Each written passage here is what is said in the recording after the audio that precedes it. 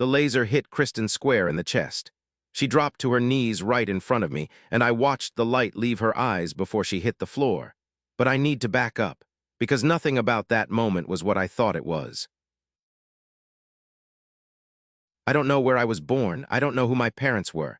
My earliest memory is waking up on the Valkara, cradled in Kristen's forearms while the ship hummed around us. She told me they found me drifting, a tiny human lifeboat tumbling through empty space with one small, screaming child inside. That was me. I was 3 years old. The crew of the Valkara were Draelith, tall, broad, gray-skinned, built for a ship that was built for them.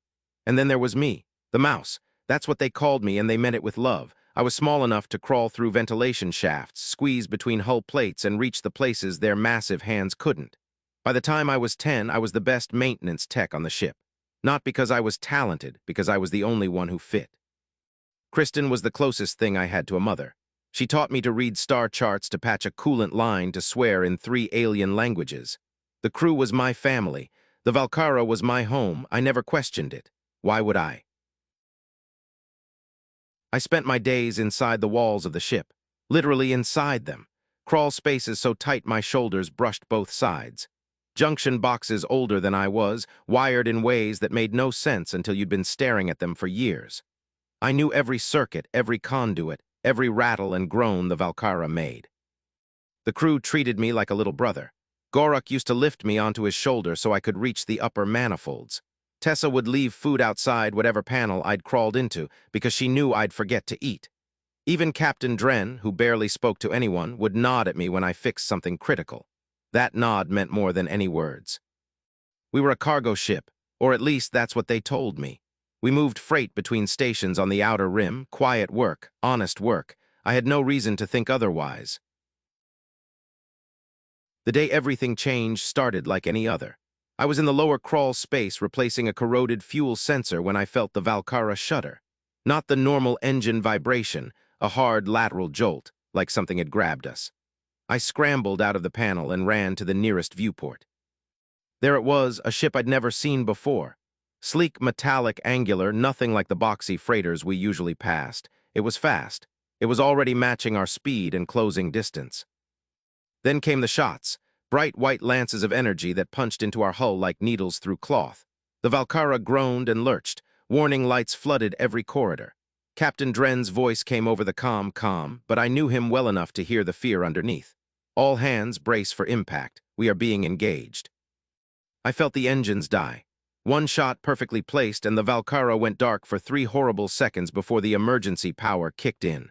We were dead in space, immobilized, and whatever that ship was, it was coming alongside.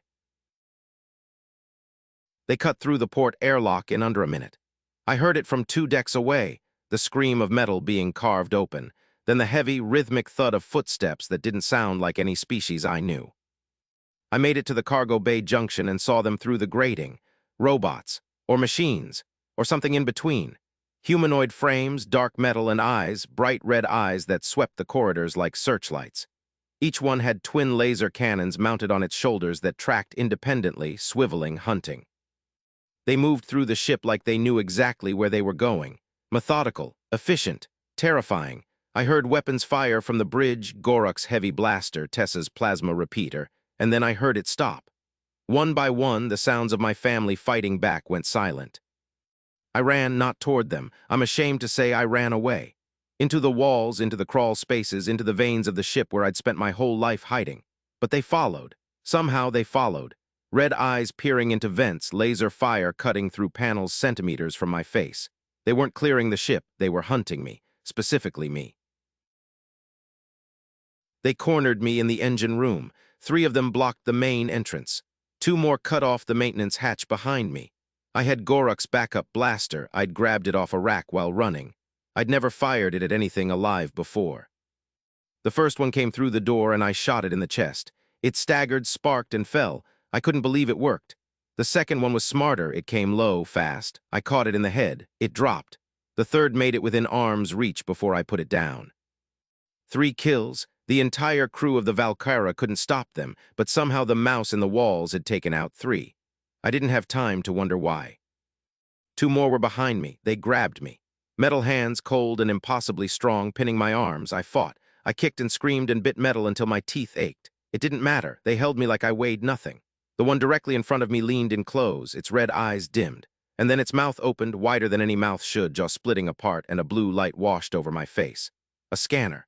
Methodical, precise, reading something I couldn't see. 3 seconds of silence.